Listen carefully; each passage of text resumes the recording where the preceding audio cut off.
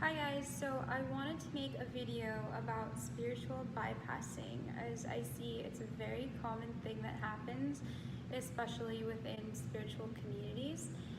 And I wanted to shine some light on what exactly this phenomena is and how we can move past it to be our highest version of ourselves.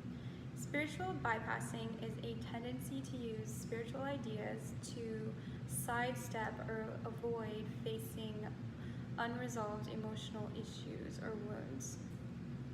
It's basically a form of denial or suppression or refocusing on the lighter aspects of life rather than acknowledging and accepting the darker aspects of ourselves and our wounds. One example of doing this would be, for example, saying that you forgive someone who hurt you and it doesn't bother you and you see the lighter side of things, you forgive them right away without actually first going through the emotions of anger and hurt that it might have caused you. So with this type of situation, you might think that you've already embraced the idea of forgiveness, but without actually feeling through those uncomfortable feelings of hurt, betrayal, and anger, you might be keeping those feelings dormant within you.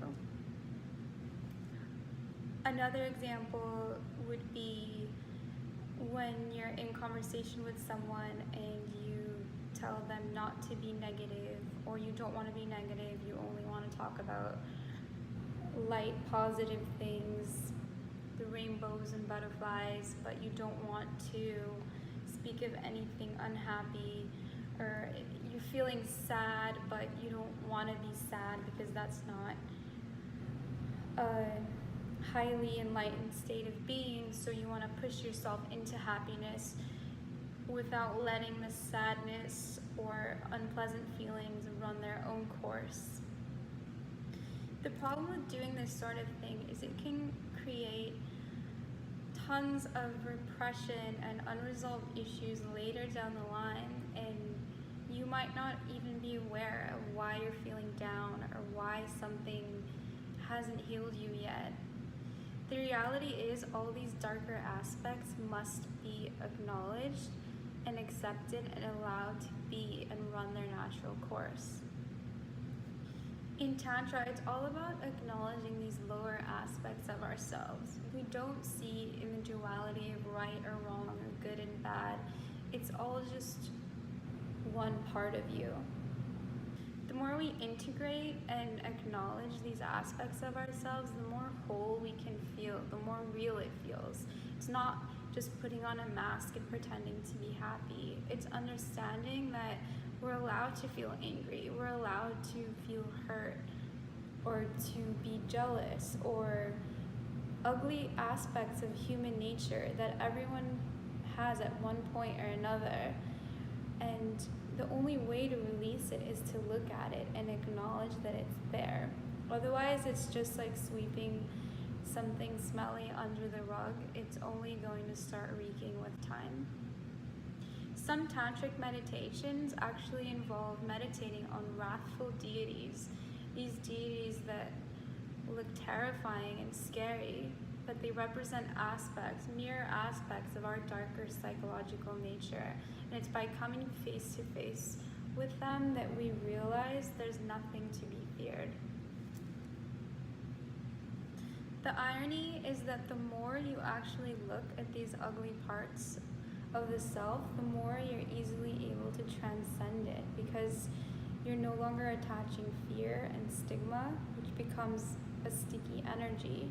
If you're not fearing it and you're not afraid to look at it, then you're not in resistance, and it usually melts away or slips out of your consciousness once you're not afraid of it anymore. There are other tantric rituals which involve people consuming meat and alcohol, and you might wonder, why would they do such a thing, these dark aspects of reality? And the reason is it's a test of human nature to see, can a person really indulge in these things without being seduced by them, without being tempted, in complete non-attachment.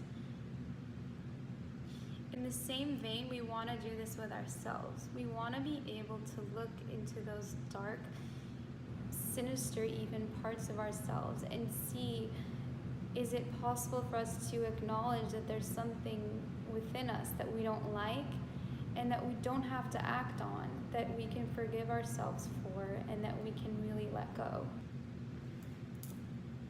The more you develop a practice in doing this, the easier it gets.